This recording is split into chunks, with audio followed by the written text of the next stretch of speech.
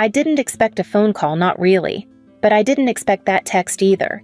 It came at 9:14 a.m. from my mother's number, but signed by both of them. "Hey, sweetheart, we were thinking it's probably easier if you just watch the wedding online. With all the guests and seating in Blake's family, it might get complicated. No offense. Hope that's okay." I read it twice. Then again. It wasn't a fight. It wasn't a blow-up. It was a shrug. I stared at the message while my tea sat untouched. Cold now. On my laptop, an invoice for $14, $750 still blinked open. Floral deposit. In my name. For the venue I booked. For the wedding I wasn't welcome at, not really. My name is Erin Caldwell. I'm 37. I live in Austin, Texas. I work in strategy at a renewable energy startup. I don't cry easily, not anymore. And my sister Haley, she's getting married next Saturday, just outside Dallas.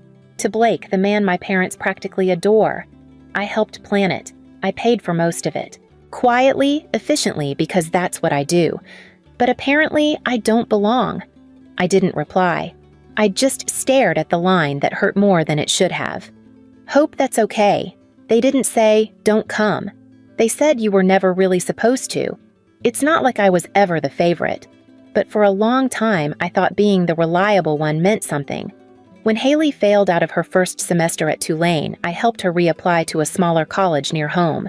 I paid her application fees, drove her to interviews. When Dad's consulting work dried up in 2016 and they almost lost the lake house, I dipped into my savings, the one I was putting away for a home, and wired them $18,000 with no questions asked. When Mom had her hip surgery, I flew back and stayed 10 days canceling meetings, grocery shopping, handling meds, even scrubbing the bathroom. Haley posted a throwback selfie that week with the caption, "Forever my parents rock." She got 430 likes. I got tendinitis. I don't need applause. Never did. But somewhere along the way, I began to realize when I held things together, they assumed it was just the weather. No one remembers the person who patches the roof. They just complain when the floor gets wet again. The wedding was just more of the same. Haley wanted a Pinterest-perfect barn venue outside of Dallas, the kind with Edison Light's live cello and a curated grazing table. It was out of budget. Blake's parents said they'd contribute a symbolic amount. My parents were between situations, so I booked it under my name and told Haley not to stress. She didn't, not once. The more I handled, the more they vanished me. At first, it was little things. I wasn't added to the bridal group chat. I was told to wear whatever you want. You always look good in navy. I offered to help with the seating chart. Haley said, "You're not great with dynamics. It's just better if Blake and I handle it with Mom." Dynamics. I almost laughed.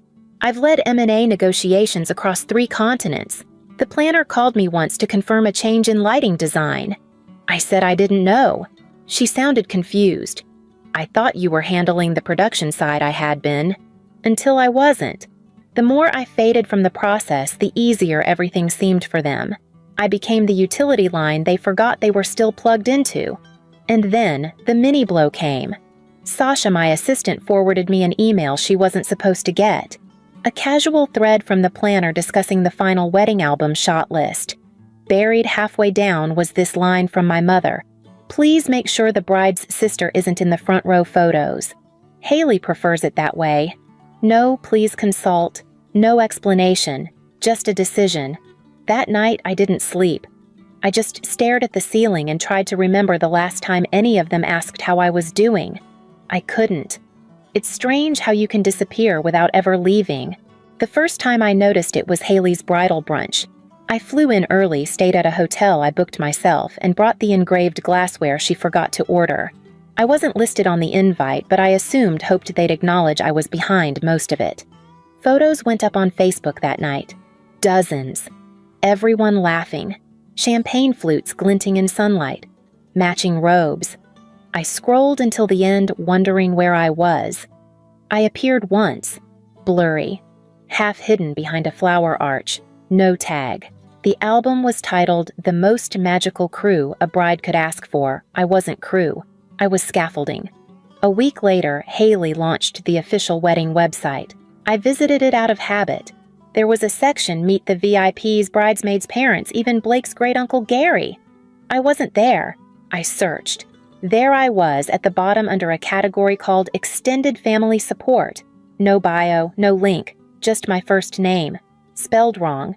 And then, the final click, I tried logging into the wedding planning portal I had built for them with timelines, invoices, contracts. It redirected me to a "You've been removed from this project" screen. No message, no heads up, just gone. I sat there staring at the screen, and for the first time in a while, I felt something I hadn't let myself feel. Humiliation, not anger, not grief. Just that quiet, cutting sense that I had overstayed a welcome I was never really given. That night, I looked back at the email Sasha had forwarded, the one with Mom's request to move me out of the final photo line. The message thread showed who had approved it. Haley. The same Haley I sat up with for nights during her college meltdown. The same Haley I bailed out of a lease without telling Mom and Dad. She signed off on the deletion with a thumbs-up emoji. I didn't tell anyone I was stepping back. I just stopped stepping in. Haley's second dress fitting was scheduled for a Tuesday. I had arranged it 2 months earlier, sent the deposit confirmed to the tailor. I didn't go. No one asked why. 2 days later, a final bridal fitting selfie went up Haley, her maid of honor, our mother. All smiles, no mention of who paid for the alterations. I quietly removed myself from the shared Dropbox folder titled Haley's Wedding Caldwell Family. No one noticed. I logged into the florist's booking portal, the one with the lush white peonies Haley wanted, even though they weren't in season, and updated the contact email. I listed the bride's own Gmail with a note, "Please direct future queries here." I sat in my kitchen late that night, the lights off except for the laptop screen. The same invoice page still blinked unpaid. That's when I started collecting receipts. Not just financial ones. All of them. Screenshots, threads, notes from vendors thanking me for fast replies. The version history of the wedding website where I saw how my name had once been in the planning team section before someone quietly deleted that line. There was no statement, no fight, no "I'm done." I just let go of the rope and watched if anyone noticed it fall.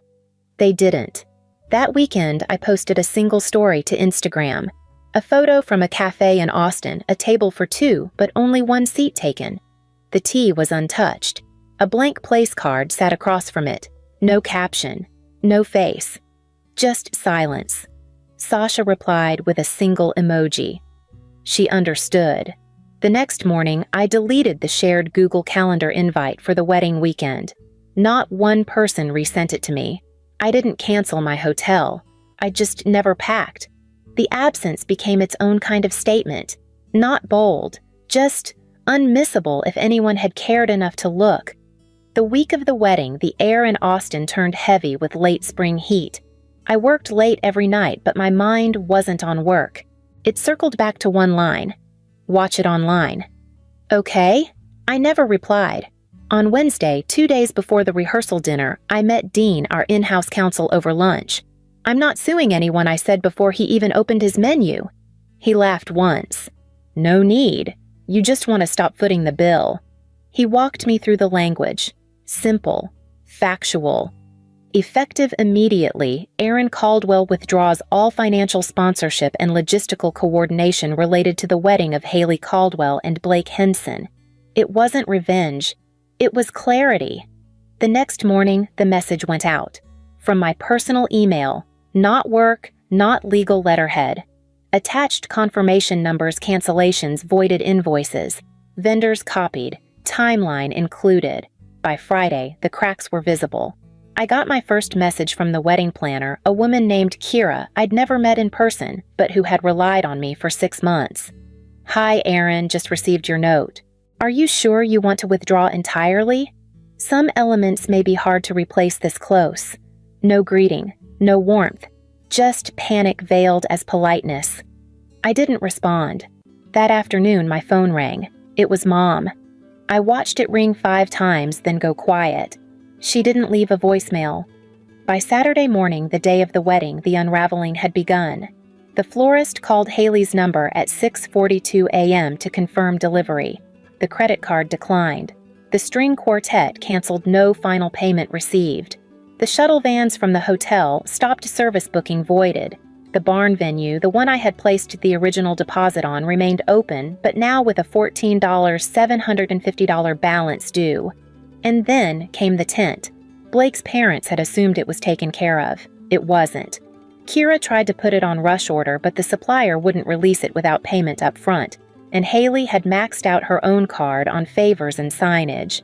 Guests arrived to find no flowers, no tent, no music, just folding chairs on hot gravel and a half-decorated altar. The photos that emerged were stark. Someone tried to salvage it with Polaroids. One showed Haley clutching her bouquet store-bought tulips with a face twisted between rage and disbelief.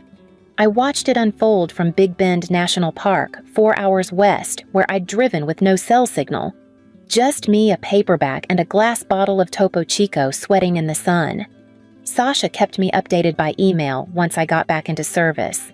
Bride's mom had a full-on breakdown. Guests started leaving after 40 minutes. Some thought it was a prank. There was no live stream. The planner hadn't paid for the package, so technically I had watched it from afar. But there was nothing to see. No ceremony, no celebration, no center. That night, Haley posted one photo, a blurry black and white selfie of her and Blake standing in a field captioned Private Vows. No filters, just love. I almost respected the spin. What none of them knew was that I hadn't taken anything away. I had only withdrawn what was never truly acknowledged in the first place. They thought I disappeared. But I had only stopped carrying what was never meant to be mine. It took 3 days before someone knocked. I was back in Austin sitting on my patio with a book open and unread when I heard the doorbell. Through the glass, I saw my father khakis collared shirt, same expression he wore at every holiday dinner when someone brought up politics. Behind him, my mother clutched her purse like it might get stolen. They didn't look angry, just rehearsed. Sweetheart, Mom started. Can we come in? I didn't move. I have 10 minutes. They stepped inside like strangers in a museum. Everything was clean, minimal, curated. A single framed photo me at Machu Picchu smiling, alone. We're not here to blame, Dad said. We just want to talk, figure out how things got misunderstood. As if I tripped and fell out of the wedding photos by accident. We were under pressure, Mom added. Haley was stressed. The planner messed up. It wasn't about you. I said nothing. Dad sighed. But the way things turned out, it's made Haley look irresponsible, ungrateful. Blake's family is upset. You know how perception works. There it was.